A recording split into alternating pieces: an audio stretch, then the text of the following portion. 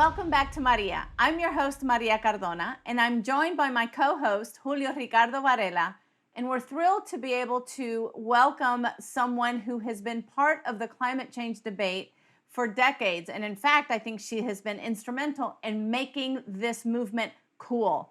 We like to welcome Adriana Quintero, Senior Director of Equity and Inclusion at the Energy Foundation. Adriana, it is such a thrill to welcome you to my show, Maria. Thank you for being on. Thank you so much, Maria. It's such a pleasure to be here with you. Truly, truly an honor. Great to be here with you too as well, Julio. So, I joke that you were instrumental in making this movement cool, but I want you to talk to us about what I believe was your groundbreaking work with an organization called Voces Verdes.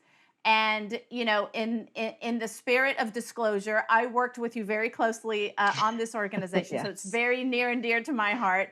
But we really saw, Adriana, the evolution of this movement from one that was perhaps one of a number of issues that Latinos cared about from an electoral and a national issue standpoint to one that today is of huge importance, a priority, and top of the scale for important issues for Latinos.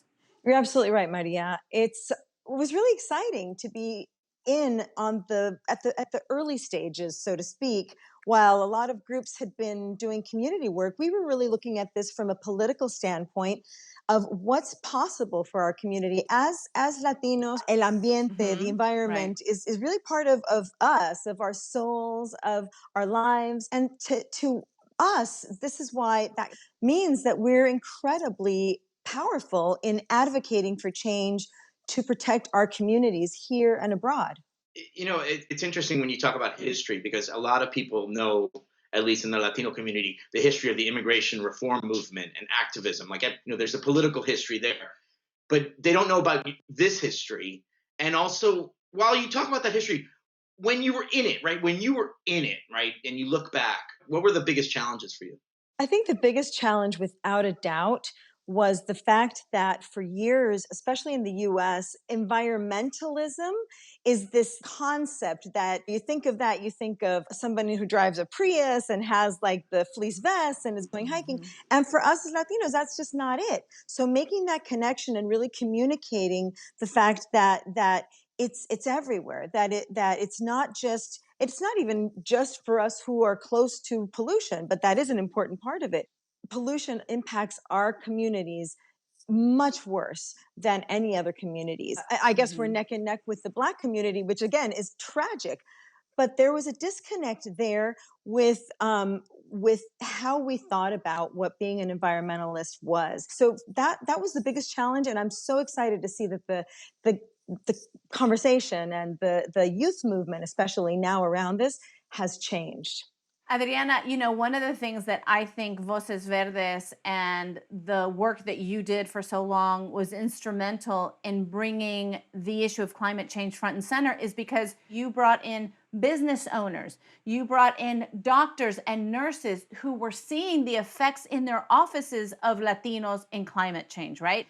And so you were able to bring together a non-traditional coalition to the table to talk about how this is an issue that should be front and center for so many people across the board, not just environmentalists. Can you talk to us a little bit about that? Absolutely, Maria. And, I had a little help thanks to you. No, and some wonderful people. But the truth is that we need our grassroots activists. We need our frontline environmental justice fighters who have been fighting from day one. And we need our business owners. We need our doctors who can communicate and talk about what they're seeing, because let's face it, they have a tremendous amount of influence. We have a responsibility, frankly, to stand up for our community and to tell the stories that we're seeing in our work. We also want to talk about how climate change is not just about health. It's a tremendous health impact, but it is about economics. So if you came here with your dream to really build your business, or if you're second or third generation, whatever it is, or if you've been here for 100 years, like so many of us have, we want to continue to grow, and we know that without a healthy environment, we're just not going to do it. in terms of corporate responsibility and business responsibility. The fact that you do have business leaders who are are allies in this movement, and that seems to almost be like a tension, right? Where it's like in a system where it's like, well, why would business leaders be environmentally conscious? How do you begin to change that a little bit, right? Because it kind of goes against when you hear business and the environment. Some businesses really get it. They understand that this is how we move forward. And others just seem to want to be stuck in the past. And it doesn't make any sense. We know we can have renewable energy, solar power. We can save money doing that. We can save the environment. There's so many options of what we can do. And for businesses who truly are forecasting the future, they're doing it. Inevitably, though, we have the fossil fuel industry, and it's a big money maker. Even now that it's gone down and they've lost money because people aren't flying, I think it's time for them to reinvent and really think about how they can not only be good for the planet, be good for their bottom line, and really be good for the people. Adriana, one of the things that this environmental issue has brought front and center is that people's lives are in danger because of the extreme weather and all of the natural disasters that we have been seeing. Mm-hmm. How are you using that reality to make sure that people see this as an issue that is urgent? It is an existential threat. And nowhere is that more evident than when we look even beyond the United States. And that's one of the things that we have found with Latinos is that for us, the existential threat is right in front of our face. Whether we live in Puerto Rico and suffered through Hurricane Maria, or we see how long the rebuilding takes.